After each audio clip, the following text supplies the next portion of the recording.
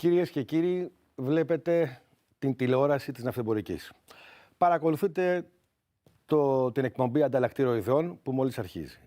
Σήμερα φιλοξενούμενό μας είναι ο ναύαρχος εν αποστρατεία, ο κύριος Γιάννης Εγκολφόπουλος, ζώσα ιστορία του πολεμικού ναυτικού του τόπου και είναι εδώ με αφορμή την θλιβερή επέτειο που έχουμε αυτές τις μέρες των γεγονότων των Ιμίων.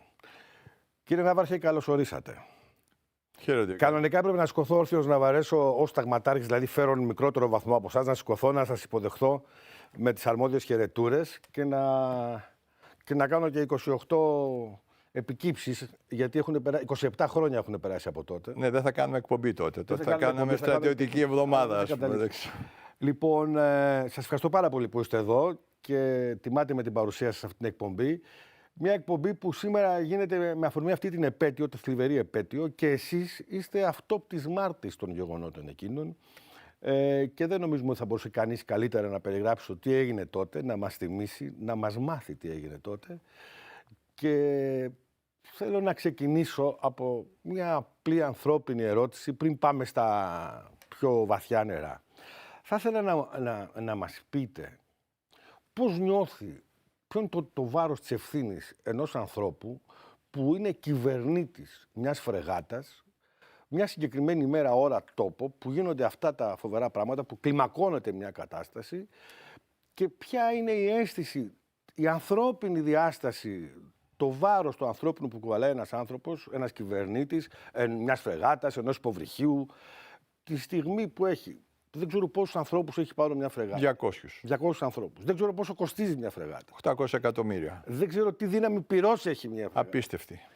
Δηλαδή όλα αυτά πρέπει με αποφάσεις που παίρνονται σε δευτερόλεπτα να τα διαχειριστεί ένας άνθρωπος και να έχει την ευθύνη απέναντι στον εαυτό του, στην ιστορία, στον τόπο, στο έθνος. Παρακαλώ. Δεν υπάρχει, νομίζω, δυσκολότερο επάγγελμα, διότι όπως ξέρετε ότι όταν ένα πλοίο φεύγει από τη βάση του, από τον ναύσταθμο και πάει στη θάλασσα, ο κυβερνήτης το μόνο που έχει να στραφεί και να ζητήσει βοήθεια είναι ο Θεός, κανέναν άλλον. Γι' αυτό και στις γέφυρες των πλοίων έχουμε την εικόνα της Παναγίας και του Αγίου Νικολάου. Γιατί εκεί γυρνάμε όλοι και ζητάμε φώτιση. Το να είσαι κυβερνήτης ενός τέτοιου παντουδύναμου μηχανισμού, ο οποίος πέρα από τα κόστη που είπαμε, έχει μια ισχύ πυρός που μπορεί να καταστρέψει το μισό τουρκικό στόλο, να κατεβάσει γύρω στα 15 αεροπλάνα, να χτυπήσει οποιοδήποτε νησί ή οποιοδήποτε στόχο στη στεριά, ηλεκτρονικό πόλεμο, απίστευτες δυνατότητες. Και όλα αυτά πρέπει να πάρει αποφάσεις μέσα σε δευτερόλεπτα, όχι σε δευτερόλεπτα, σε κλάσματα του δευτερολέπτου. Γιατί όπως είπατε έχει ευθύνη απέναντι στα 200 άτομα που είναι μαζί του, έχει ευθύνη απέναντι στην πατρίδα, απέναντι στο έθνος, το οποίο όλο παρακολουθεί, και πρέπει όλες του οι ενέργειες να γίνονται κατά τέτοιο τρόπο που όχι μόνο να μη θίγουν, αλλά αντιθέτως να αυξάνουν το επίπεδο της εγκυρότητος και της εμπιστοσύνης που έχει δείξει η πατρίδα προς τον συγκεκριμένο κυβερνήτη. Δεν είναι καθόλου εύκολη υπόθεση. Αυτό είναι βεβαίως, δεν μπορείς να φτάσεις εκεί με την επιφύτηση του Αγίου Πνεύματος. Όλοι οι αξιωματικοί μας, είτε στα πλοία επιφανείας, φρεγάτες, πυραυλακάτους, υποβρύχια. Να βάλουμε και τα αεροπλάνα τώρα, γιατί στον πρόλογο μου τα ξέχασα, αλλά καθόλου δεν πρέπει να τα ξεχάσουμε. Τα αεροπλάνα είναι τρομερή δύναμη πυρός. Εκεί όμως οι αεροπόροι έχουν ένα μεγάλο πλεονέκτημα σε σχέση με τους κυβερνήτες των πλοίων. Ότι έχουν να κάνουν μόνο με τον εαυτό τους. Και αν πέσει ένα αεροπλάνο ή αν χτυπήσει ένα αεροπλάνο κάποιο άλλο, το κακό είναι μικρό. Αν αρχίσουν και φεύγουν οι πύραυλοι από τη φρεγάτα, είτε προς τα αεροπλάνα, εκεί το κακό γίνεται μεγάλο και δεν μαζεύεται. Επομένως, όταν κάτσεις πάνω από ένα χάρτη για να δεις τι μπορείς να κάνεις και τι δεν μπορείς να κάνεις και παίρνεις απίστευτες πληροφορίες στο κλάσμα του δευτερολέπτου, οι οποίες βέβαια είναι αφιλτραρισμένες, σου δίνουν κάποια έννοια του τι πρέπει να κάνεις. Εκείνη την ώρα πρέπει να έχεις μόρφωση τεράστια, εκπαίδευση τεράστια, ψυχραιμία. Αυτό είναι το οποίο διδάσκουμε, το πρώτο πράγμα που διδάσκουμε. Κέντρωση. Βεβαίως, όλα αυτά υπάρχουν. Εκείνη την ώρα να πάρει τη σωστή απόφαση, διότι εκείνη τη στιγμή δεν έχει να λογοδοτήσει μόνος σου. Έχει να λογοδοτήσει απέναντι σε μια πατρίδα. Μπορεί να δημιουργηθεί τεράστιο θέμα από μια απερίσκεπτη ή μια λάθος ενέργεια ή μια λάθος εκτίμηση. Να σας θυμίσω, θυμάστε τι είχε γίνει στον Περσικό κόλπο όταν ένα αμερικανικό εντορπιλικό έριξε ένα εμπορικό αεροσκάφος με Ιρανούς μέσα που έφευγε από τη Σαουδαραβία και πήγαινε. Λοιπόν, εκεί ο κυβερνήτης έκανε μια λάθος απόφαση. Καταδικάστηκε γι' αυτό. Είναι λοιπόν, όταν έχεις τέτοια ισχύ πυρός, πρέπει να είσαι πάρα πολύ προσεκτικός. Γι' αυτό και γίνεται μια πολύ καλή επιλογή για το ποιοι θα είναι κυβερνήτες και ποιοι θα αναλαμβάνουν αυτά τα πόστα. Και όπως καταλαβαίνετε, και στα υποβρύχια και στα φρεγάτες και στις περαμπλακά τους και σε όλα τα μέσα του ναυτικού μας και στα ελικόπτερα, είναι πάντα άνθρωποι οι οποίοι έχουν αποδείξει στη διαδρομή τους ότι μπορούν να αντέξουν το βάρος αυτής της κατάστασης. Της πίεσης. Και της πίεσης. Η πίεση είναι απίστευτη. Αλλά σε αυτή εκπαιδευόμαστε. Σας απεκάλεσα ζώσα ιστορία και ειδικότερα αυτών των γεγονότων. Πέστε μας, πού σας βρίσκουν τα γεγονότα στα Ήμια? Τα γεγονότα στα Ήμια με βρίσκουν, ήταν το μεσημέρι που είχαμε αποπλέψει 2 φρεγάτες της παραμονή, δηλαδή ήταν Τρίτη προς Τετάρτη. Την Τρίτη το μεσημέρι είχαν αποπλέψει 2 φρεγάτες, αν θυμάστε τότε είχε γίνει και μια σε ζωντανή τηλεοπτική μετάδοση. Σε ζωντανή τηλεοπτική μετάδοση, το οποίο... Ας μην το χαρακτηρίσουμε τώρα, γιατί... Ναι. Απλώς να πούμε να μην ξαναγίνει. Όχι, τίποτα από αυτά να μην ξαναγίνουν. Τίποτα από αυτά να μην ξαναγίνουν. Και να κοιτάξουμε με ειρήνη και ηρεμία να πάει με η χώρα μας μπροστά. Αλλά μπέστοση να πει ότι εγώ είμαι περισσότερο πατριώτης από τον κυβερνήτη ενός πλοίου, ο οποίος θυσιάζει τα πάντα. Ούτε οικογένειες, ούτε τίποτα. Και έχει αφιερώσει και όλη τη ζωή σε αυτό. Και έχει αφιερώσει όλη τη ζωή σε αυτό. Λοιπόν, επομένως, αυτά θέλουν μεγάλη προσοχή και εύχομαι κανένας από αυτούς οι οποίοι δεν είναι εξουσιοδοτημένοι ή τουλάχιστον αν θέλουν να κάνουν κάτι να ρωτάνε. Εντάξει, αυτό είναι το ελαχιστότατο που μπορεί να γίνει, ή μάλλον το περισσότερο που μπορεί να γίνει από δάφτους, γιατί από εκεί και μετά πάμε σε άλλες ιστορίες. Και αυτό βέβαια ήταν μια κατάσταση η οποία μας οδήγησε σε αυτή την τεράστια κρίση. Διότι όπως ξέρετε μετά, σαν εχθές ημερολογιακά ανεβήκαν οι Τούρκοι επάνω, βγάλαν την ελληνική σημαία, μπήκαν οι δημοσιογράφοι στη μέση. Άλλο θέμα αυτό με τους δημοσιογράφους. Από τη δικιά τους του μεριά. Από τη δικιά τους μεριά. Δεν μπορεί, υποτίθεται οι δημοσιογράφοι, αλλά δεν μπορεί οι δημοσιογράφοι να εξασκούν πολιτική. Αν δεν θέλουμε να δεχτούμε ότι αυτοί ήταν δημοσιογράφοι. Ναι, εγώ δεν το δέχομαι τη δημοσιογράφοι, διότι κανένας δημοσιογράφος δεν θα έκανε αυτή την ενέργεια να πάει πάνω σε ένα νησί. Αυτοί ήταν πράκτορες. Με κάμερες και με. Με κάμερες και τα λοιπά. Τώρα μια κάμερα, έναν κάμερμαν μπορεί να τον πήραν. Ξέρετε εσείς πολύ καλύτερα από μένα πώς μπορεί να γίνει αυτό. Άρα λοιπόν είχαμε αυτό το γεγονός. Από εκεί και μετά έπρεπε να λάβουμε κάποια μέτρα. Και τα λάβαμε αυτά τα μέτρα. Βάλαμε φρουρά, βάλαμε την σημαία, βάλαμε φρουρά, κάναμε αυτά που έπρεπε, αλλά η κατάσταση άρχισε να κλιμακώνεται. Και βεβαίως η κλιμάκωση έφερε και τις εδώ δηλώσεις. Δηλώσεις οι οποίες δεν έδειχναν ότι πάμε για αποκλιμάκωση, δηλώσεις οι οποίες έδειχναν για κλιμάκωση. Δηλαδή, όταν ο κ. Πρωθυπουργός τότε είπε ότι δεν υποστέλουμε τις σημαίες μέσα στη Βουλή, εσείς ήσασταν τότε, το θυμάστε πολύ καλά, αυτό δεν σήμαινε ότι εμείς κατεβάζουμε τις σημαίες και κάνουμε οποιασδήποτε άλλες ενέργειες. Αυτό σημαίνει ότι πάμε να υποστηρίξουμε τη σημαία μας. Και είχαμε και τις αντίστοιχες δηλώσεις από την άλλη μεριά. Και είχαμε και τις αντίστοιχες δηλώσεις και άρχισε να γίνεται πλέον η κλιμάκωση της κατάστασης στο συγκεκριμένο σημείο περί τα Ήμια, όπου αρχίσανε να εμφανίζονται διάφορες μονάδες του τουρκικού στόλου και του ελληνικού στόλου. Λοιπόν, η εντολή από εδώ ήταν εμείς να μην προκαλούμε. Δηλαδή όσο μπορούμε να μην προκαλούμε. Αλλά βέβαια φτάσαμε σε κάποιο σημείο που βλέπαμε ότι η μη πρόκληση ήταν επικίνδυνη.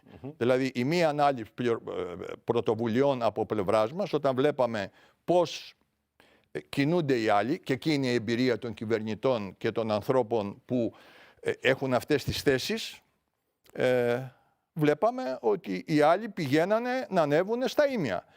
Ενημερώναμε και ενημερώνανε το Γενικό Επιτελείο και τους λέγαμε υπάρχει πρόβλημα, θα ανέβουνε, πρέπει να βάλουμε φρουρά. Όχι να μην ανέβουνε. Θα ανέβουνε, όχι να μην ανέβουνε, οι δικοί μας δηλαδή. Λέγαμε θα ανέβει κάποιος άλλος. Τι θα γίνει άμα ανέβει κάποιος άλλος. Αρχίσανε λοιπόν συζητήσεις οι οποίες δεν ήταν και τόσο... Οι οποίες αυτές οι συζητήσεις γινόντουσαν μεταξύ της τότε κυβέρνησης αυτές και του ΓΕΘΑ και του επιτελείου ή ήσασταν εμπλεγμένοι κι εσείς ως κυβερνήτες ή εσείς δίνετε μόνο πληροφορία? Μισό λεπτό. Γινόταν το εξής. Υπήρχαν τα πλοία στην περιοχή τα οποία ενημέρωνε το Γενικό Επιτελείο. Το Γενικό Επιτελείο ενημέρωνε τον Υπουργό και τον Αρχηγό των Ενόπλων. Αρσένης τότε Υπουργός. Αρσένης και ο κύριος Λιμπέρης. Αγιεθά και Πάγκαλος Υπουργός Εξωτερικών. Πάγκαλος Υπουργός Εξωτερικών. Και Σιμίτης Πρωθυπουργός. Και ο κύριος Σιμίτης Πρωθυπουργός. Ακριβώς. Λοιπόν, ενημέρωναν ιεραρχικά αυτούς όλους και ξέρανε. Πλην όμως η όλη αυτή η συζήτηση πέρναγε προφορικά στο γραφείο του κυρίου Πρωθυπουργού στο Μαξίμου. Ο κύριος Πρωθυπουργός δεν είχε έννοια του τι συνέβαινε στην περιοχή, παρά μόνο το ότι άκουγε από τον κύριο Αγιεθά, από τον κύριο Λιμπέρη, στο οποίο κάποια στιγμή βέβαια τέλειωσε και η μπαταρία του τηλεφώνου του, για να δούμε και το αστείο της υποθέσεως. Λοιπόν, και βεβαίως άρχισε να μην έχει επαφή με το επιτελείο αυτή που έπρεπε να έχει για να υπάρχει η ροή των πληροφοριών όπως έπρεπε να υπάρχει. Αυτό είναι αστείο τώρα. Δεν υπάρχει ένα γραφείο να μπει στο... Κοιτάξτε, εκεί μέσα συνέβησαν πράγματα που εγώ δεν ήμουν παρόν, τα έχω ακούσει, δεν θέλω να μπω σε αυτά, αλλά εν πάση περιπτώσει κάτι δεν έγινε καλά. Όπως αυτό που έχουμε ακούσει, υπήρχε και οι μανάδες των παιδιών παίρναν τηλέφωνο στο σπίτι μου και έλεγαν στη σύζυγό μου, μα δεν τα στείλαμε τα παιδιά μας στο καράβι για να πολεμήσουν, τα στείλαμε για να περάσουν καλά. Δηλαδή, η κοινωνία μας δεν ήταν έτοιμη για κάτι τέτοιο. Εμείς μπορεί να είμαστε έτοιμοι. Μέσα και λοιπόν, επειδή ήμασταν αποκομμένοι από αυτή την κοινωνία... Και η τότε κυβέρνηση δεν ήταν έτοιμη, προφανώς, για κάτι τέτοιο. Η κυβέρνηση σίγουρα δεν ήταν έτοιμη. Σίγουρα δεν ήταν έτοιμη, διότι οι ίδιοι άνθρωποι με έναν άλλον πρωθυπουργό είχαν πάρει πριν από καιρό άλλες αποφάσεις. Δηλαδή, όσο ήταν ο Ανδρέας Παπανδρέου, δεν το συζήτηκε κανένας. Όσο ήταν ο Κωνσταντίνος Μητσοτάκης, δεν συζήτηκε κανένας για κάτι τέτοιο, διότι ήταν άνθρωποι οι οποίοι ξέρανε ότι γίνεται. Πέσαμε στην περίοδο, και εκεί είναι αυτό που κάνουν οι Τούρκοι, το εκμεταλλεύονται συνήθως. Πέσαμε σε μια περίοδο που είχαμε για μερικές ημέρες. Κενό εξουσίας. Όχι κενό εξουσίας. Ναι. Μία αλλαγή σκητάλης. Αλλαγή σκητάλης, η οποία δημιουργούσε κάποιο πρόβλημα. Αυτό το πρόβλημα. Το εκμεταλλευτήκανε. Το εκμεταλλευτήκανε. Θα μπορούσε να έχει αποφευθεί αν γινόντουσαν μερικές ημέρες αργότερα. Δηλαδή θα είχε μπει το νερό στα βλάκι στην κυβέρνηση. Δεν είχε μπει μέχρι τότε. Αλλά, εν πάση περιπτώσει, δεν μπορώ να φανταστώ ότι όλοι οι παρόντες, δηλαδή ο κύριος Σιμίτης, ο κύριος Αρσένης, ο κύριος Πάγκαλος, που ήταν εκεί, χρόνια υπουργοί του Ανδρέα Παπανδρέου, χρόνια υπουργοί στο Υπουργικό Συμβούλιο, που συζητάγανε τα πάντα, δεν γνωρίζανε ποια είναι η κατάσταση του ελληνικού στρατεύματος. Και ακούγαμε μετά από τον κύριο Πάγκαλο να λέει ότι δεν κάναν τίποτα οι ένοπλες δυνάμεις. Μα οι ίδιοι μας είχαν πάρει τα καλύτερα πλοία. Εμείς δεν ήμασταν καλοί. Από πού το ξέρει αυτό? Εάν γινόταν τότε αυτό το απέφκτο, εν πάση περιπτώσει, εμείς ήμασταν σε καλύτερη φάση από αυτούς. 1000 φορές καλύτερη. Και μακάρι να γινόταν τότε. Θα είχαμε τελειώσει για τα επόμενα 100 χρόνια, το έχω ξαναπεί αυτό και το έχουν ξαναπεί και άλλοι συναδελφοί μου. Θα είχαμε τελειώσει. Γιατί, θα σας πω το γιατί. Το θέμα είναι με τι κόστος θα είχαμε τελειώσει και με τι απώλειες και γιατί δεν τελειώνεις χωρίς απώλειες. Οι απώλειες πάντα. Έρθεν κακήθεν. Βεβαίως, οι απώλειες πάντα θα υπήρχαν. Αλλά προσέξτε, δεν μπορεί να σου ανεβαίνει κάποιος σε ελληνικό έδαφος και εσύ να το συζητάς. Τότε με συγχωρείτε, γιατί έχουμε το στράτευμα. Δηλαδή, γιατί ξοδεύουμε όλους αυτούς τους εξοπλισμούς? Ανέβηκε σε ελληνικό νησί. Το νησί στο οποίο λέγαμε ότι ξέρεις, βάλτε Σκοπιάνα και μας λέγανε όχι για να μην προκαλέσουμε. Τι να προκαλέσουμε? Στη δικό μας νησί να προκαλέσουμε? Άρα λοιπόν. Μα τότε δεν είχε υποθήκη ότι τη σημαία την πήρε ο αέρας. Αφήστε, αυτά τώρα ήταν κατόπιν εορτής, μετά και ούτε συνέβησαν αυτά τα πράγματα. Αυτά δεν τα συζητώ. Με συγχωρείτε, είναι δικαιολογίες οι οποίες δεν σηκώνουν καμία κριτική, ας πούμε. Γιατί όπως είπατε και στην αρχή, δεν είχα μόνο τη ευκαιρία να ζήσω τα γεγονότα από πρώτο χέρι, δηλαδή να τα ζω εκείνο το βράδυ να τα ακούω. Στη συνέχεια ασχολήθηκα και με την σύνταξη όλου του ημερολογίου που είχε απομαγνητοφωνήσαμε όλες τις συνομιλίες που είχαν γίνει με τη σειρά που γίνανε και ξέραμε τι ακριβώς έγινε, και στη συνέχεια έγινε μια ανάλυση πάρα πολύ καλή, στην οποία είδαμε τι κάναμε σωστά, πού δεν κάναμε σωστά, και καταλάβαμε γιατί ορισμένα πράγματα δεν γίνανε, τα οποία τα έχουμε διορθώσει και προς τιμή της ηγεσίας, και στη συνέχεια γίνανε όλες οι διορθωσκηνήσεις που έπρεπε και γίνονται ακόμη, και αυτό ήταν το καλό αυτής της... Το αυτονόητο ήταν, αλλά δεν μπορούμε να λέμε ότι ανέβηκε κάποιος στο νησί, σε ελληνικό έδαφος, και εμείς καθόμαστε και το κοιτάμε ή τους λέμε φεύγουμε όλοι και οι δυο μαζί από εκεί. Δηλαδή τα ήμια ήταν ελληνικά. Ουδής τα είχε αμφισβητήσει μέχρι. Ήτανε. Βεβαίως. Είναι αόριστος ή ενεστός? Τώρα με συγχωρείτε. Τώρα τι είναι τα ήμια? Τώρα δεν μπορεί να πάει κανένας εκεί. Θα δημιουργηθεί θέμα. Και θα δημιουργηθεί θέμα. Γι' αυτό είπαμε ότι αυτοί που χειρίζονται τα πράγματα πρέπει να ξέρουν, και δεν αφορά μόνο τον Δήμαρχο. Εντάξει, αφήστε, ο Δήμαρχος έκανε αυτό που έκανε. Λοιπόν, εδώ μετά υπήρξαν οι υπουργοί της κυβέρνησης, οι οποίοι, με συγχωρείτε, δεν πήραν τις σωστές αποφάσεις. Εκ του αποτελέσματος το λέω αυτό. Διότι αυτή τη στιγμή, ας μου πει κάποιος ότι μπορεί να πάει στα ήμια. Κανένας. Γιατί θα αρχίσει απέναντι.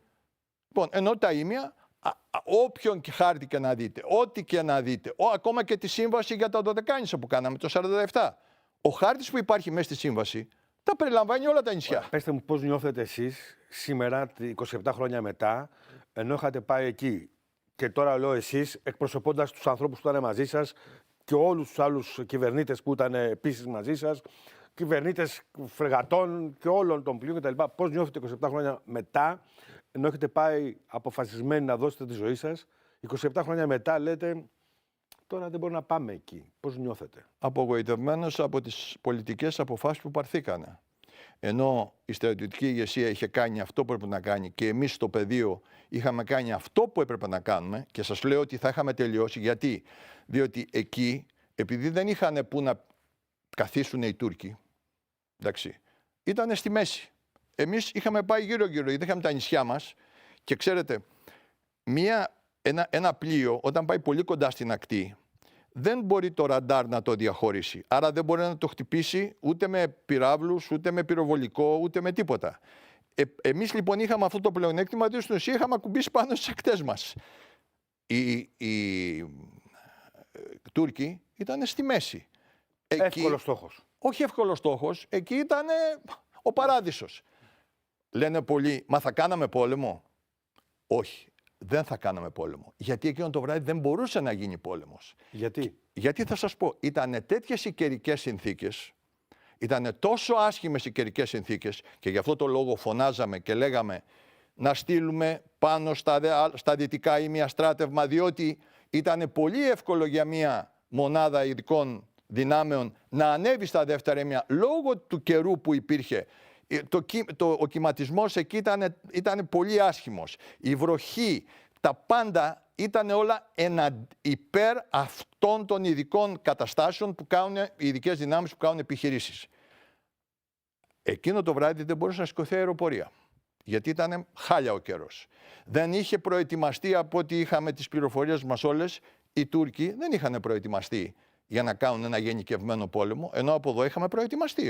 Εδώ στην ουσία διετάχθη γενική κινητοποίηση των εν ενεργεία δυνάμεων. Αν δείτε το τι έγινε στην Γκο, αν δείτε τι έγινε στα νησιά όλα, ήταν σε πλήρη συναγερμό. Οι Τούρκοι ήταν... Μήπως τώρα κάνω λίγο το συνήγορο, ναι. Μήπως ευτυχώς που δεν έγινε. Μήπως δηλαδή σωθήκανε ανθρώπινες ζωές, μήπως... Σωθήκανε, χάσαμε 3 ζωές. Τσάμπα και βαρεσέ. Αυτό είναι ήρωες αυτοί. Όχι, μην τους λέμε ήρωες. Γιατί τους λέμε ήρωες? Γιατί με αυτές τις καιρικές συνθήκες που περιγράφω, επειδή ακριβώς είχε φτάσει η πολιτική ηγεσία να μας δίνει εντολές, γιατί από ένα σημείο και μετά δεν αποφασίζει η στρατιωτική ηγεσία.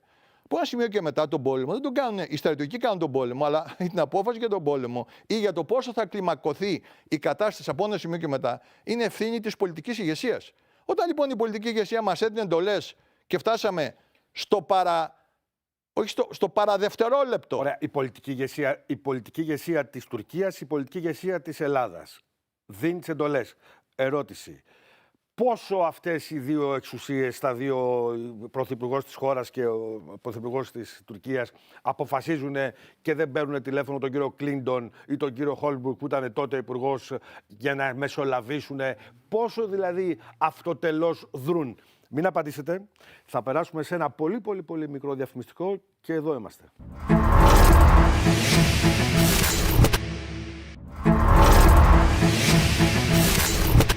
Λοιπόν, στο ανταλλακτήριο ιδεών είμαστε, στην Αυτεμπορική, στο κανάλι της Αυτεμπορικής και έχουμε μαζί μας τον ναύαρχο αναποστρατεία, τον κύριο Γιάννη Γκολφόπουλο, με αφορμή τα 27 χρόνια από τα θλιβερά, τα τραγικά γεγονότα στα Ήμια. Είναι αυτές τις μέρες αυτή η επέτειος και μας περιγράφει ο άνθρωπος που ήταν εκεί, ήταν κυβερνήτης στην φρεγάτα Ανδρείας. Πιο κοντά στα γεγονότα και πιο παραστατικά δεν μπορούσαμε να έχουμε την μαρτυρία του και η ερώτηση που αφήσαμε στο διάλειμμα και την επαναφέρω είναι εάν οι κυβερνήσεις από μόνες τους μπορούν σε μια Ατλαντική συμμαχία να αποφασίσουν ότι ναι, εμείς θα πατήσουμε το κουμπί γιατί πατήσανε το 10 Τούρκοι ανεβήκαν σε ένα νησί ή το ανάποδο. Δηλαδή, πώς μεσολάβησε η Αμερική και είπε πάρτε τα και φύγετε από εκεί πέρα και εμείς γιατί το ακούσαμε και μετά γιατί τους ευχαριστήσαμε κιόλας. Πακέτο μία ερώτηση σε τρεις. Ναι, ο λόγος δικός σας. Λοιπόν, η εθνική κυριαρχία είναι υπεράνω όλων. Αδιαπραγμάτευτη. Και αδιαπραγμάτευτη. Άρα δεν συζητάμε ή δεν ρωτάμε όταν κάποιος κάνει αυτό το εγχείρημα. Δηλαδή ανέβει σε ελληνικό έδαφος. Αυτό δεν το συζητάμε. Και ούτε καν το... Από τη στιγμή που ανέβηκε, είχε το χρόνο η πολιτική ηγεσία να μας αφήσει να κάνουμε τη δουλειά μας. Και θα σταμάταγε. Και δεν θα γινόταν τίποτα μετά. Διότι ακριβώς παράλληλα με αυτό, όπως έκαναν οι Τούρκοι, γιατί όπως αποδεικνύεται εκ των υστέρων και από όλες τις αναφορές που έχουν κάνει οι Τούρκοι στα Ήμια, ενώ υποσχέθηκαν ότι δεν θα προχωρήσουν και ότι θα σταματήσουν και ότι θα φύγουν από τα Ήμια, οι Τούρκοι δεν σταμάτησαν, πήγανε και ανέβασαν κόσμο, χωρίς εμείς να το ξέρουμε, ότι είχαν αποφασίσει. Δηλαδή βλέποντας τη σειρά των γεγονότων, πλέον εκ των υστέρων, εντάξει. Δηλαδή, οι Τούρκοι πάλι εκμεταλλεύτηκαν με πολύ πονηρό τρόπο αυτή την κατάσταση. Αυτό το ξέρουμε για τους Τούρκους και δεν χρειάζεται να μας το πει κανένας. Ξέρουμε ότι προσπαθούν να εκμεταλλευτούν με πολύ πονηρό τρόπο κάθε κίνηση ή κάθε άνοιγμα που θα δουν ότι μπορούν να χωθούν. Αυτό λοιπόν έπρεπε να πεις, γι' αυτό είπα προηγουμένως, ότι όλοι αυτοί που διαχειριζόντουσαν αυτή την κρίση δεν ήταν καινούργοι στην κυβέρνηση. Κατανοητό. Ήτανε πολύ παλιοί και είχαν ζήσει και τον Ανδρέα Παπανδρέου το 87 και τον Κωνσταντίνο Μητσοτάκη το 90 που είχαμε άλλου είδους κρίσεις και τις ξέραν τις κρίσεις αυτές με την Αλβανία και αλλού και ξέρανε πώς περνόντουσαν οι αποφάσεις, για τις αποφάσεις μιλάω και βεβαίως ξέρανε πώς θα αντιδρούσε ο πριν από λίγες μέρες σε ενεργεία πρωθυπουργός ο Ανδρέας Παπανδρέου. Και δεν κάναν τίποτα από όλα αυτά. Πέστε μου κάτι. Όταν βγαίνει η ελληνική κυβέρνηση τότε και λέει ευχαριστούμε τους Αμερικάνους που μας βοήθησαν. Πάμε εκεί.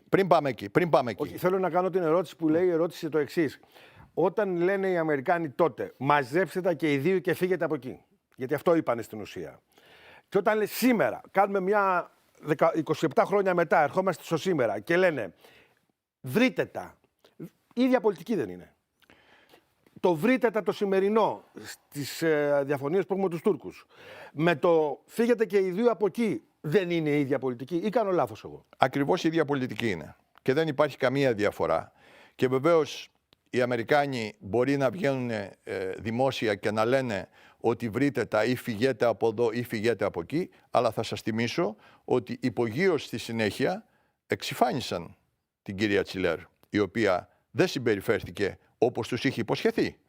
Εντάξει, δηλαδή μην κοιτάμε μόνο αυτό που είπανε σε μια δημόσια γιατί είμαστε δύο σύμμαχοι του ΝΑΤΟ και δεν θέλαν να διαλύσουν το ΝΑΤΟ και αυτό άλλωστε γράφει και στα απονείμανά του ο κ. Χόλμπουργκ και έχει πει σε διάφορες ότι δεν ήταν δυνατόν, όπως του είπε ο πρόεδρος Κλίντον, για μία βραχονησίδα να διαλυθεί το ΝΑΤΟ. Ωραία. Συγχωρέστε με, αλλά Ναι. τώρα δεν μπορώ να μην πάρω την ερώτηση. Με βάση αυτό που λέτε με την κυρία Τσιλέρ, τότε πρέπει να ασχίσει και το δίκαιο τώρα. Γιατί ούτε ο Ερντογάν ακούει αυτά που του λένε. Όταν του λένε μην πάρει του 400, όταν του λένε μην κάνει αυτό, μην κάνει εκείνο, μην κάνει το άλλο, και αυτό του αγνοεί, τι να υποθέσουμε με βάση Θα αυτό που λέτε? πάμε λοιπόν. Βλέπετε ότι είναι ένα. Όχι, δεν είναι το ίδιο. Δεν είναι το ίδιο.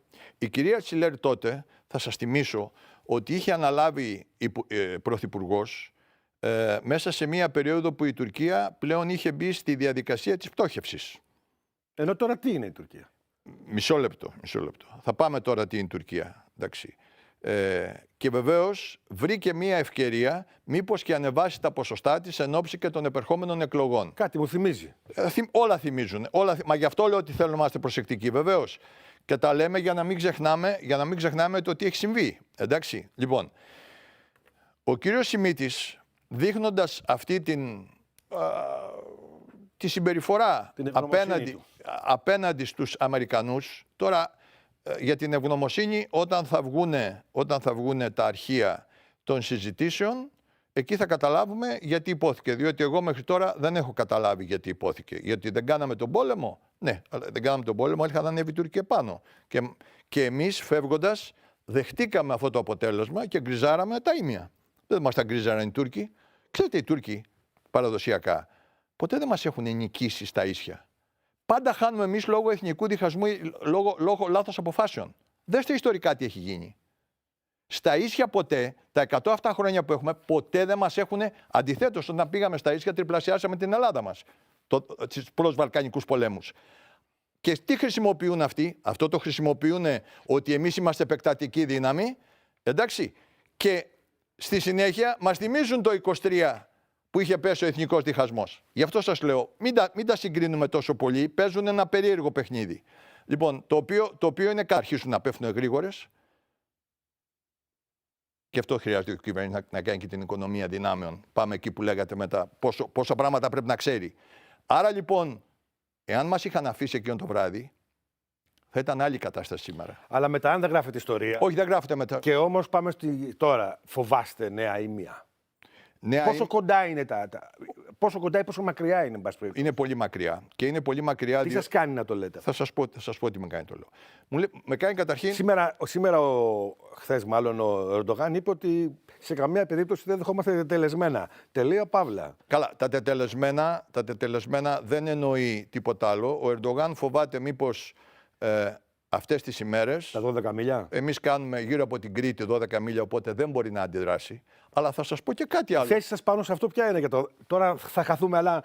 Ένα λεπτό. Ναι. Να μην φύγουμε. Ναι, κρατήστε Εγώ το να σας πω. Ναι, θα το απαντήσουμε και αυτό. Είδατε ότι σήμερα, γιατί το λέει αυτό ο Ερντογάν? Διότι βγήκε και το βιβλίο του κυρίου Πομπέο. Ναι, θα σπάει την πόρτα. Το οποίο, αφήστε τι περιγράφει, γράφει όμως κάτι το οποίο έχει περάσει απαρατήρητο από τα μέσα ενημέρωσης. Όταν ο κύριος Πομπέο πήγε μια φορά μαζί με τον αρχηγό των ενόπλων δυνάμεων της Αμερικής, τον στρατηγό Ντάνφορντ, γυρνάει ο Ντάνφορντ στην επιστροφή και του λέει: ο τουρκικός στρατός είναι σε τέτοια κατάσταση που ούτε τον ISIS δεν μπορεί να νικήσει. Αυτό, κύριε Ταγματάρχη, οι ελληνικές ένοπλες δυνάμεις και όσοι παρακολουθούμε την Τουρκία το γνωρίζουμε πάρα πολύ καλά. Οι Τούρκοι δεν έχουν τέτοιες δυνατότητες πλέον. Οι Τούρκοι κάνουν προπαγάνδα και έχουν πιστέψει ακόμα και στα δικά τους ψέματα που λένε. Αυτή τη στιγμή η τουρκική στρατιωτική μηχανή βρίσκεται σε πάρα πολύ χαμηλά επίπεδα. Και βρίσκεται διότι θέλω να σας μιλήσω ότι φτιάχνουν ντρόν, φτιάχνουν υποβρύχια, φτιάχνουν πολεμικές, φτιάχνουν υπεροκεάνια στους Ισπανούς, αγοράζουν. Δηλαδή πώς μπορούμε να το υπερασπιστούμε αυτό που λέτε? Αυτά ακούστε, πολύ εύκολα. Διότι με τα drones δεν κάνεις πόλεμο. Τα δε drones, θα σας πω, πάλι θα σας θυμίσω, ότι ο στρατηγός ο Ουκρανός που του κάνανε μια φάρσα βγήκε και είπε ότι πια τα τουρκικά drones μου λένε αυτά είναι άχρηστα, τι τα κάνουμε, δεν τα ξαναθέλουμε να είναι εδώ. Τα πήγανε στη Λιβύη, τα drones, και τα ρίχνανε σαν ζελισμένα κοτόπουλα, οι Λίβοι με ντουφέκια. Αυτά τα ίδια drones που λέμε τώρα, εντάξει, αυτά που λένε ότι μας απειλούν ή θα βάλουν στο ελικοπτεροφόρο που φτιάξαμε τα F-35, θα βάλουν drones, λέει. Λοιπόν, αυτά ξέρετε, επιχειρησιακά είναι αστεία πράγματα. Δεν είναι σοβαρές κινήσεις. Το ότι βγάλανε ένα υποβρύχιο το οποίο το είχαν ξεκινήσει εδώ και 5 χρόνια και καταφέρανε το υποβρύχιο αυτό για να γίνει επιχειρησιακά έτοιμο θέλει άλλα 2 χρόνια. Όταν εμείς έχουμε 4 τέτοια στο Αιγαίο. Εντάξει. Αυτό είναι το να δούμε, θα βγάλουν κι άλλο. Η σύγκριση των δυνάμεων δεν γίνεται με το τι βγάζουν ή με το τι διαφημίζουν ότι βγάζουν, γιατί ξέρετε, έχουν μια καταπληκτική προπαγάνδα που κάνουν. Δηλαδή, εδώ τους κατεβάζει το καπέλο. Λες, τα πιστεύουν και οι ίδιοι. Δηλαδή, αυτοί που τα ξέρουν ότι είναι ψέματα, στο τέλος τα πιστεύουν. Νομίζουν ότι είναι αλήθεια, ας πούμε. Λοιπόν, επομένως, δεν υπάρχει τέτοια δυνατότητα. Αλλά πρέπει να πούμε και κάτι άλλο. Ένα από τα μεγάλα διδάγματα που υπάρχουν στα ήμια, αλλά και από τις ασκήσεις, είναι το γεγονός ότι τα λάθη που κάναμε είναι γεγονός, ότι είναι πάρα πολύ δύσκολο για τους Τούρκους να κάνουν η αδίποτε κίνηση σε νησί μας. Γιατί το λέτε αυτό? Διότι για να κάνεις η αδίποτε κίνηση σε νησί, χρειάζεται να έχεις αεροπορική και ναυτική υπεροχή. Τι σημαίνει αυτό? Σημαίνει ότι πρέπει να εξουσιάζεις πλήρως τους εθέρες, γιατί δεν είναι ποιον θα ανεβάσεις επάνω, και τη θάλασσα να εξουσιάζεις πλήρως. Δεν είναι ποιον θα ανεβάσεις επάνω. Είναι πολύ εύκολο να φέρουν σε μια βραχονησίδα και να βάλουν 10-20 ανθρώπους. Αυτό είναι πάρα πολύ εύκολο. Μια νύχτα η οποία είναι. Πώς τους διατηρείς αυτούς εκεί πάνω? Γι' αυτό και ο αρχηγός, ο κύριος Φλόρος, είπε ότι πρώτα θα τους κάψουμε και μετά θα ρωτήσουμε. Άνθρωπος που ξαναπάει στο νησί, τελειώσε, δεν ζει. Αυτό πλέον έχει γίνει. Εθνική πολιτική. Εθνική πολιτική μέσα στις ενόπλες δυνάμεις. Αυτό είναι το ένα. Αλλά για πέστε μου, πώς μπορεί να αποκτήσουν γύρω από ένα νησί ναυτική υπεροχή, όταν για να μπουν, για να φτάσουν σε ένα νησί να το αποκλείσουν, έχουν 2 διόδους. Η μία είναι η διόδος των Δαρδανελίων, που θα βγάλουν το στόλο τους, και οι άλλοι να τους φέρουν απέναντι από τη Ρόδο, που είναι ο ναύσταθμός του Αξάζ, που πρέπει να περάσουν μεταξύ των στενών από Ρόδο μέχρι Κρήτη. Περνάει κανένας εκεί? Εκεί μόνο με 3 υποβρύχια έχουν πάει όλοι στον πάτο. Άμα σας ακούσει κανείς, νομίζει ότι. Λέω την αλήθεια. Και επειδή λέω τις αλήθειες, και βλέπετε, αυτές τις αλήθειες λέω πολύ καιρό. Με βρίζουν συνέχεια στην Τουρκία, με έχουν βγάλει πρωτοσέλιδα. Όχι το υπερηφανεύομαι, ίσα-ίσα δεν θα ήθελα να είμαι. Αλλά επειδή τους λέω αλήθειες και επειδή ξέρουν ότι αυτές είναι οι αδυναμίες τους και τις βγάζουμε στη φόρα, εκεί ενοχλούνται.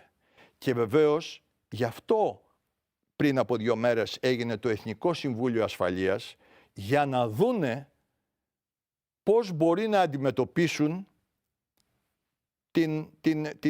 τους ελληνικούς εξοπλισμούς, οι οποίοι δεν είναι επιθετικοί, είναι αμυντικοί. Διότι αν μην ξεχνάτε ότι από. Τα Ραφάλ τι είναι, δεν είναι επιθετικά όπλα? Όχι, τα Ραφάλ πρώτα απ' όλα είναι αμυντικά. Σου επιτίθεται κάποιος και εσύ αμήνεσαι. Δηλαδή όταν θα κάνουν. Καλά, είναι τώρα πώς το βαφτίζεις, αλλά δεν έχει σημασία. Όχι, κοιτάξτε. Δεν χρειάζεται να μεταφράσουμε τα Ραφάλ. Οποιοδήποτε όπλο. Δεν είναι επιθετική Ελλάδα ποτέ, ας πούμε. Κοιτάξτε, μια ομάδα μπορεί να παίξει και επιθετικό, μπορεί να παίξει και αμυντικό ποδόσφαιρο. Επιλέγουμε, εμείς λέμε ότι εμείς και είμαστε για την άμυνα της χώρας μας. Αυτό είναι που εμείς εξοπλιζόμαστε. Γιατί περίπου τα 12 χρόνια δεν είχαμε πάρει ούτε βίδα στις ένοπλες δυνάμεις. Άρα έπρεπε να καλύψουμε αυτό το κενό. Αυτό το κενό το καλύπτουμε και το καλύπτουμε με έναν πολύ έξυπνο τρόπο. Δηλαδή, αυτή τη στιγμή τι έχουμε κάνει? Έχουμε πάρει όπλα τα οποία όχι μόνο μας καλύπτουν τις ανάγκες, τις αμυντικές μας ανάγκες, αλλά έχουν δημιουργήσει πρόβλημα στον επιθετικό εξοπλισμό της Τουρκίας. Στρατηγικό πρόβλημα, διότι πρέπει να αλλάξουν όλο τους το σχεδιασμό για να μπορέσουν να μας αντιμετωπίσουν, να έρθουν μάλλον να κάνουν αυτή τη δουλειά που θέλουν να κάνουν. Διότι εμάς το βασικό μας είναι να υπερασπιστούμε τη δική μας επικράτεια. Εσείς που αποδίδετε αυτή την καθημερινή όμως, στο τελευταίο χρόνο ρητορική. 3 χρόνια πάει αυτή η ρητορική. Γιατί δεν απλώνουν πολύ το τραχανά και δεν θα μπορούν να το μαζέψουν πίσω? Δηλαδή, όταν λες κάθε μέρα θα έρθουμε. Και περνάνε 3 χρόνια και δεν έρχεται κανείς, στο τέλος της ημέρας ποιος είναι εκτεθειμένος? Αυτός ή εμείς? Αυτός είναι εκτεθειμένος. Γιατί το κάνει? Να σας αντιστρέψω λίγο. Δεν μπορώ να καταλάβω, δηλαδή, να το ερμηνεύσω. Να σας κάνω και εγώ την ερώτηση να μου απαντήσετε εσείς, ας πούμε. Ο Σταγματάρχης εγώ. Ο Σταγματάρχης. Έχει τώρα ένας ναύαρχος, ένας Σταγματάρχης. Θα λύσουμε τα στρατιωτικά και επιχειρηματικά. Λοιπόν, να σας ρωτήσω, τα ίδια δεν έλεγε στο Ισραήλ? Τόσα χρόνια δεν έβριζε τους Ισραηλινούς ότι θα μπει στην Ιερουσαλήμ? Τα ίδια δεν έβριζε δεν έβριζε τους Αιγύπτιους ότι θα πάει, δεν κατηγορούσε τον διάδοχο του θρόνου της Σαουδαραβίας και ξαφνικά τον βλέπετε κάνει την κολοτούμπα του και γυρνάει ανάποδα. Ωραία. Αλλά βλέπουμε και κάτι ακόμα. Ότι με αυτούς έχει ρίξει άγκυρες για να τα ξαναβρει. Με εμάς δεν κάνει καμία προσπάθεια να τα ξαναβρει. Διότι βλέπει ότι το εσωτερικό μέτωπο και δει οι νέοι, οι οποίοι έχουν γυρίσει την πλάτη τους στην πολιτική στην Τουρκία, διότι οι άνθρωποι θέλουν να ζήσουν με το δυτικό τρόπο ζωής και θέλουν να ζουν όπως ζουν όλα τα δυτικά κράτη, όλη η Ευρώπη, γιατί είναι παιδιά τα οποία ταξιδεύουν, σπουδάζουν, κάνουν και είναι και πολύ καλοί, ας πούμε, εντάξει. Βλέπει ότι του έχουν γυρίσει και τι κάνει, ψάχνει να βρει κάτι που να τους εντυπωσιάζει. Ένα αφήγημα. Ένα αφήγημα. Και πού είναι το αφήγημα? Τι κάναμε πριν από 100-200 χρόνια και τι θα κάνουμε μετά από 100 χρόνια. Λοιπόν, και όλα αυτά βέβαια, πώς θα τα κάνουμε, γιατί τα κάνουμε, διότι μας απειλεί η Ελλάδα. Προσέξτε. Εντάξει, αυτό είναι παραμύθι, δεν απειλούμε κανέναν. Όχι, μα γι' αυτό το λέω. Αυτό λοιπόν έχει περάσει στην αντίληψη. Μην ξεχνάτε ότι η Τουρκία έχει ένα πολύ μεγάλο ποσοστό αγράμματου πληθυσμού. Άρα ο αγράμματος αυτός πληθυσμός ακούει τι λέει ο πρόεδρος. Εμάς σαν Έλληνες πολίτες, σαν χώρα, σαν έθνος, μας συμφέρει να ξαναβγεί ο Ερντογάν ή μας συμφέρει να χάσει? Ακούστε, και είναι εκτίμησή σας δηλαδή. Ακούστε, είτε βγει ο Ερντογάν είτε δεν βγει ο Ερντογάν, αυτό το οποίο καθορίζει την πολιτική της Τουρκίας είναι το βαθύ κράτος. Επομένως το βαθύ κράτος, αφού έχει αποφασίσει αυτή την τακτική της γαλάζιας πατρίδας. Το αφήγημα της γαλάζιας πατρίδας δεν πρόκειται εύκολα να το πάρει πίσω. Αν δεν το πάρει πίσω, δηλαδή αν δεν αλλάξει πολιτική η Τουρκία πάνω σε αυτό το θέμα, δεν πρόκειται να δει ούτε F-16, θα πω και σε αυτό το θέμα, δεν πρόκειται να δει F-16, δεν πρόκειται να δει τίποτα και θα είναι συνεχώς η χώρα η οποία απειλεί μια άλλη σύμμαχο χώρα. Είναι τραγικό, ξέρετε, να είσαστε συνέτερος σε μια επιχείρηση και να σε απειλεί ο συνέτερος. Και να σε απειλεί ο συνέτερος, πάει στα δικαστήρια να σε καταστρέψει. Αυτό είναι ακόμα χειρότερο όταν βλέπουμε τη στάση της Τουρκίας, του Ερντογάν, δηλαδή απέναντι στη Σουηδία και στην Νορβηγία. Δηλαδή τον παρακαλάνε όλες οι χώρες του ΝΑΤΟ να αφήσει να μπουν αυτές οι δύο χώρες του ΝΑΤΟ. Έφτασε τη Σουηδία, προσέξτε, έφτασε τη Σουηδία, δηλαδή με τη Σουηδία την έφτασε στο απόλυτο επίπεδο του εξευτελισμού. Ξέρετε, ήταν να πάει στη Γερμανία. Όχι, ήταν να πάει και στη Σουηδία. Και στη Σουηδία ετέθη θέμα. Δηλαδή είχαν ξεκινήσει κάποιες συζητήσεις, οι οποίες γραφόντουσαν στα διάφορα μέσα, ότι είχαν ξεκινήσει κάποιες συζητήσεις να πάει. Και το θέμα το οποίο ετέθη, μετά από τόσες προσβολές που μας έχει κάνει, πώς θα τον δεχτεί ο βασιλιάς? Διότι σαν πρόεδρος έπρεπε να τον υποδεχτεί ο βασιλεύς εκεί της Σουηδίας. Λοιπόν, πώς θα τον δεχτεί? Εκεί λοιπόν ετέθη θέμα. Και τη Σουηδία όθησε με τη συμπεριφορά του στο να βγει αυτός ο τρελός, απαράδεκτο αυτό που κάνει, εντάξει, αλλά ήταν και μια συμπεριφορά που δεν είναι αμέτωχη η Τουρκία, διότι όταν βγαίνεις και λες σε μια χώρα που σου λέει ότι ξέρεις δεν μπορώ να κάνω μια-δυο κινήσεις, αυτό το και της λέει εάν δεν σταματήσεις αυτή τη διαδήλωση εγώ δεν σε αφήνω να μπει στο ΝΑΤΟ, εκείνη την ώρα έχεις μπλοκάρει τα πάντα, δηλαδή τα μπλοκάρισε όλα διπλωματικά. Με αποτέλεσμα να φτάσει εδώ για να δικαιολογεί αυτή τη στάση του, η οποία είναι στάση εκβιαστική. Προσπαθώ να καταλάβω και μαζί με εμένα είναι και οι τηλεθεατές που μας βλέπουν. Έχουμε ένα ΝΑΤΟ το οποίο έχει συσπηρωθεί με αφορμή τον πόλεμο Ουκρανία-Ρωσία, που στέλνει όπλα στην Ουκρανία. Οι Ουκρανοί ζητάνε τώρα υποβρύχια, ζητάνε Leopard, ζητάνε αεροπλάνα, F-16, τα πάντα όλα. Τα δίνουν με μια καθυστέρηση, με μεγάλη καθυστέρηση. Τα δίνουν, εν πάση περιπτώσει, νατοικοί, τα έχουν βρει. Και δεν μπορεί το ΝΑΤΟ τώρα, που ξεκίνησε τον πόλεμο κατά της Ρωσίας, through Ουκρανίας βεβαίως, να πείσει την Τουρκία να επιτρέψει τη Σουηδία και το. Δηλαδή πραγματικά το ακούτε, το βρίσκεται λογικό, το ερμηνεύετε. Δηλαδή δεν μπορεί να τον πείσουν και κάνει αυτός νάζια και λέει όχι θα το σκεφτώ, όχι δεν μπορώ, δεν έχουμε λόγο να, επειδή ένας ανόητος προβοκάτορας πιθανόν ή παρανοϊκός έκαψε αυτό που έκαψε. Δηλαδή που δεν ερμηνεύεται, οι εθνικές πολιτικές δεν καθορίζονται επειδή ένας παρανοϊκός βγήκε στο Σύνταγμα και κάνει μια απρέπεια, ας πούμε. Λοιπόν, απαντήστε μου στην αδυναμία του ΝΑΤΟ, που δεν ξέρω αν είναι αδυναμία. Δεν είναι μόνο αδυναμία. Εισαγωγικά, χωρίς εισαγωγικά. Εγώ θα σας πάω την ερώτησή σας και στα Ηνωμένα Έθνη. Και στα Ηνωμένα Έθνη. Όλα αυτά που έχει κάνει, εντάξει. Η Τουρκία φρόντισε εγκαίρως τότε που εμείς δεν φροντίζαμε να έχει δύο επικεφαλείς, έναν στο ΝΑΤΟ και έναν στα Ηνωμένα Έθνη, οι οποίοι να διέκενται φιλικά προς την Τουρκία. Μην ξεχνάμε, αφού μου λέτε για το ΝΑΤΟ, μάλλον μια κουβέντα θα πω για το... Θέλω τηλεγραφικά, γιατί έχουμε πολλές ερωτήσεις και έχουμε μόνο 5 λεπτά. Κοιτάξτε, αυτή τη στιγμή ο μεν Γενικός Γραμματέας των Ηνωμένων Εθνών έπρεπε να τους έχει στείλει πίσω όλες τις επιστολές που έχουν στείλει, διότι πάνε αντίθετα προς τον νόμο που ο ίδιος έχει φτιάξει. Τα Ηνωμένα Έθνη έχουν φτιάξει για το δίκαιο της θάλασσας και βλέπετε δεν κάνει τίποτα. Και όπως είπε η Washington Post, έχει καταντήσει ένα γραφείο ταξιδίων τα Ηνωμένα Έθνη. Και το δεύτερο είναι, φρόντισε ο Τούρκος να έχει το Στόλεμπεργκ με το μέρος του στο ΝΑΤΟ και να έχει πείσει. Ένας άνθρωπος τώρα καθορίζει όλη την πολιτική, θα σας πω, 50 χρόνων, ας πούμε. Την καθόριζε διότι εμείς αδιαφορήσαμε. Και θα σας πω και κάτι άλλο. Οι ρίζες μέσα στο ΝΑΤΟ, στα θέματα λήψεως αποφάσεων, δεν είναι τωρινές που έχουν αυτή τη φιλοτουρκική. Το ΝΑΤΟ έχει φτιάξει τα σχέδια του όλα βασισμένα στην ύπαρξη της Τουρκίας στο ΝΑΤΟ. Αυτό λοιπόν. Αλλά έχει φτιάξει και τα σχέδια του χωρίς την Ουκρανία στο ΝΑΤΟ, έχει φτιάξει και τα σχέδια του. Θέλω να πω ότι αλλάζουν τα σχέδια. Τα σχέδια αλλάζουν, αλλά πρέπει να είσαι διατεθειμένος να τα αλλάξεις. Και ποιος είναι αυτός που δίνει το πρόσταγμα της αλλαγής? Ο Γενικός Γραμματέας του ΝΑΤΟ. Ναυαρχέ, μια ερώτηση. Μιλάμε εμείς για το δίκαιο της θάλασσας. Και το δίκαιο της θάλασσας. Το ίδιο όμως επικαλούνται και οι Τούρκοι. Το δίκαιο της θάλασσας. Το διεθνές δίκαιο, προσέξτε. Το διεθνές δίκαιο της θάλασσας. Όχι, δεν υπάρχει. Μισό λεπτό. Οι Τούρκοι επικαλούνται το διεθνές δίκαιο γενικά και αόριστα. Εμείς μιλάμε για το διεθνές δίκαιο, το οποίο σου δίνει πάρα πολλά δικαιώματα, και για το διεθνές δίκαιο της θάλασσας, το οποίο καθορίζει πάρα πολλά πράγματα πάνω στο πώς μοιράζεται οι θαλάσσιες περιοχές. Ωραία. Ας υποτεθεί λοιπόν ότι αυτό το δίκαιο της θάλασσας. Το διεθνές δίκαιο λοιπόν. Ας υποτεθεί ότι είναι αυτή η κόλλα χαρτί. Ναι. Που την επικαλείστε και εσείς και εγώ. Βεβαίως. Πώς μπορούν να διαφωνήσουν δύο άνθρωποι πάνω σε ένα κείμενο που είναι γραμμένο, συγκεκριμένο, παράγραφος 1, παράγραφος 2, παράγραφος 3? Γιατί το βάζουν κάτω και να το μελετήσουν κάτω? Είναι χαζή ερώτηση. Αλλά καταρχήν δεν διαφωνούμε. Προσέξτε, δεν διαφωνούμε.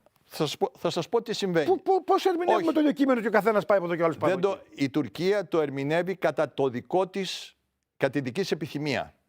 Δεν το ερμηνεύει όπως το ερμηνεύουν όλα τα άλλα. Μα τα διεθνή κείμενα γράφονται για να τα ερμηνεύει ο καθένας όπως θέλει. Η Τουρκία καταρχήν δεν έχει υπογράψει το διεθνές δίκαιο της θάλασσας. Και δεύτερον, πώς το επικαλείται το διεθνές δίκαιο? Θα σας πω το εξής παράδειγμα. Είπαμε εμείς ότι ξέρετε, κάνουμε γύρω από την Κρήτη 12 μίλια. Αυτό που πήγα να μου πείτε προηγουμένως. Ναι, και θέλω απάντηση σε αυτό. Ωραία, θα σας πω. Δεν θα προλάβουμε. Πες. Όχι, θα την κάνουμε. Πάμε. Τα 12 μίλια πρέπει να τα κάνουμε. Θα το πάμε. Τα 12 μίλια είναι. Θα πάρω 12 λεπτά παραπάνω το κοντρόλ. Είναι απαραίτητο να τα κάνουμε. Γιατί είναι απαραίτητο να τα κάνουμε? Διότι ακούστε, ενώ αυτό μας το επιτρέπει το διεθνές δίκαιο που επικαλείται η Τουρκία, μόλις είπαμε ότι εμείς πάμε με βάση το διεθνές δίκαιο να επεκτείνουμε αυτό που μας δίνει το δικαίωμα να κάνουμε, η Τουρκία δεν επικαλέστηκε το διεθνές. Απλώς είπε ότι η Τουρκία θα αντιδράσει, ότι η Τουρκία δεν θα το αποδεχτεί. Το πήγε αλλού μετά. Γιατί δεν μπορεί τώρα να χρησιμοποιήσει τις έννοιες του διεθνούς δικαίου εδώ. Βλέπετε λοιπόν ότι είναι ένας χαμελέοντας. Από όπου να τον πας, αλλά και χρώμα. Δηλαδή δεν του αρέσει το ένα, δεν του αρέσει το άλλο. Αυτός δεν είναι καλός γείτονας και πρέπει να τον έχουμε πάντα. Τώρα, τα 12 μίλια, ειδικά στην Κρήτη, Είστε υπέρ της Απόλυτα. Στην Κρήτη πρέπει να τα κάνουμε. Και πρέπει να τα κάνουμε τώρα. Το πότε πρέπει, αυτή η κουβέντα που λέω, το πρέπει είναι μεγάλη κουβέντα. Το timing. Το timing ακριβώς είναι απόφαση της κυβέρνησης. Και είναι απόφαση της κυβέρνησης σε συνδυασμό με πολλά άλλα πράγματα. Πιστεύω ότι τώρα που θα έρθει ο κύριος Μπλίνκεν εδώ, 21 Φεβρουαρίου που λέει ότι θα έρθει. Θα ζητήσουμε την άδεια. Και θα γίνει 3+1. Όχι, ακούστε να δείτε κάτι. Η άδεια... Προβοκάρω λίγο. Ναι, όχι, δεν είναι άδεια. Το να συζητάς με συμμάχους και να λες, γιατί τώρα η Αμερική έχει νοτιοδυτικά της Κρήτης, έχει της ExxonMobil εκεί. Είναι πλέον αμερικανική περιοχή ενδιαφέροντος, σοβαρότατη. Άρα λοιπόν, εμείς λοιπόν θα συζητήσουμε και θα πούμε γύρω από την Κρήτη, προβλέπεται να το κάνουμε αυτό το πράγμα. Τι αντιδράσεις? Εάν λοιπόν εκεί πρέπει όλα αυτά τα πράγματα, δεν γίνονται με το έτσι θέλω στην παγκόσμια διπλωματία. Γίνονται με τρόπο πας το παρουσιάζεις. Γι' αυτό και έχουμε επιτύχει πολλά πράγματα. Τα τελευταία 3 χρόνια, δέστε τι έχει γίνει. Έχει γυρίσει τούμπα η εικόνα της Τουρκίας. Και με τα λάθη που έχει κάνει η Τουρκία, Ερώτηση. Ναι. Πέστε μου, πώς μεταφράζεται όλο αυτό τη διεθνή κατακραυγή κατά του Ερντογάν. Από τον Economist μέχρι το Stern, από το Politico μέχρι τους Times της Νέας Υόρκης. Αυτά που λέγαμε εμείς. Πρωτοσέλιδα, όχι Ναι, ασία. αυτά που λέγαμε εμείς. Αυταρχικός, αλαζονικός, δικτάτορας.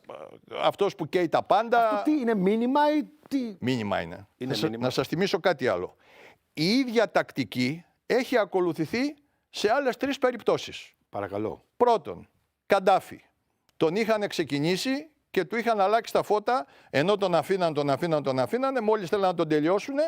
Λοιπόν, αρχίσανε όλοι και γράφανε εις βάρος του Καντάφη. Ξαφνικά, Σαντάμ Χουσέιν, από φίλος της Αμερικής, καβάλισε το καλάμι, νόμισε ότι ήτανε, αρχίσανε και γράφανε και... Πυρηνικά όπλα. Δέστε που είναι τώρα. Άσαντ. Είναι λίγο δύσκολο να δω. Ναι, όχι. Δέστε που είναι τώρα το Ιράκ. Το Ιράκ. Και που είναι η Λιβύη. Έχουν ακριβώς την ίδια κατάληξη και οι δύο. Διηρημένες χώρες. Τι συμβαίνει με τον Άσαντ που έκανε και αυτό το τρίτο. Τι σημαίνει με τον Άσαντ? Ακριβώς τρία ίδια θέματα είχε αρχίσει ο διεθνής τύπος να τα χτυπάει. Αυτή είναι η αρχή του τέλους του Ερντογάν. Και το έχει καταλάβει και προσπαθεί να κρατηθεί. Δεν θα αντέξει όμως η πίεση αυτή. Και μέσα σε αυτό θα σας πω κάτι. Γι' αυτό τα βάζει εναντίον της Ελλάδος συνέχεια. Διότι ξέρει ότι η δική μας πολιτική τα τελευταία χρόνια έχει οδηγήσει πάρα πολλούς που δεν είχαν ασχοληθεί με το θέμα τόσα χρόνια Και δεν το ξέρανε ίσως. και δεν το ξέρανε να το μάθουν και πλέον να το παρακολουθούν και να αρχίσουν να λένε κάτι έτσι συμβαίνει εδώ πέρα. Εδώ κάτι δεν πάει καλά. Πρέπει να κλείσουμε και πριν κλείσουμε δεν μπορώ να μην την κάνω την ερώτηση, θα την κάνω. Έχει ξεκινήσει ο Τρίτος Παγκόσμιος Πόλεμος με αυτά που συμβαίνουν στην Ουκρανία, στη Ρωσία, τους μισθοφόρους που στέλνουν οι μεν, που έχουν οι δε, τα όπλα που στέλνουν οι μεν, τις απαντήσεις που έχουν οι άλλοι. Μήπως είμαστε σε μια φάση που πρέπει να περιμένουμε τα χειρότερα από εδώ και στο εξής? Είστε αισιόδοξος, απεσιόδοξος, πώς το σχολιάζετε? Δεν έχει ξεκινήσει Τρίτος Παγκόσμιος Πόλεμος. Απλώς έχει ξεκινήσει η αλλαγή της νέας τάξης πραγμάτων που είχε ανακοινωθεί στις αρχές δεκαετίας του 90. Διότι όλοι είδαν ότι αυτό το μοντέλο της παγκοσμιοποίησης δεν απέφερε, μάλλον αυτή που το ξεκίνησε, η Αμερική δηλαδή, την παγκοσμιοποίηση, δεν κατάφερε να ηγηθεί στα δύο μέτωπα που είναι το οικονομικό και το πολιτικό. Το οικονομικό, το δολάριο κινήθηκε. Αλλά τι έγινε? Εκμεταλλευτήκαν την παγκοσμιοποίηση χώρες όπως ήταν η Ρωσία, η Κίνα και ενισχυθήκαν πάρα πολύ. Στο πολιτικό τώρα αρχίζει και βάζει πόδι παντού και λοιπόν για να γίνει η παγκοσμιοποίηση έπρεπε να υπάρχει ένας ηγέτης. Αυτός ο ηγέτης δεν ήταν η Αμερική με τα διάφορα που έκανε. Άρα λοιπόν αυτή τη στιγμή είμαστε σε μια αλλαγή καταστάσεως που υπάρχει πλέον η αποπαγκοσμιοποίηση. Και τι συμβαίνει εδώ? Πάμε ορισμένους πόλους οι οποίοι ενισχυθήκαν πάρα πολύ και είναι πιο αδύνατοι. Βλέπε Ρωσία η οποία έχει φοβερές δομικά προβλήματα, έχει φοβερά δομικά προβλήματα στην οικονομία της, της κάνουν ένα πόλεμο. Αυτός ο πόλεμος, και θα δείτε και που έχω πει από πέρυσι τέτοια εποχή που ξεκίνησε, ότι θα είναι η Συρία της Ευρώπης, το Αφγανιστάν της Ρωσίας. Ναι. Και το βλέπετε ότι εξελίσσεται. Εξελίσσεται έτσι. Πέρυσι το είπα 2 μέρες μετά την έναρξη του πολέμου. Γιατί? Διότι αυτό που βλέπουμε τώρα είναι ότι και με τα τάγκς που δώσανε προχθές. Με τα τάγκς, αλλά θέλουν και αεροπλάνα, θέλουν και υποβρέχεια. Αν πάρουν αεροπλάνα οι Ουκρανοί, θα απαντήσουν με ποιο τρόπο? Τώρα μην πάμε σε αυτό. Τα ζητάνε όλα αυτά, δεν θα τα πάρουν.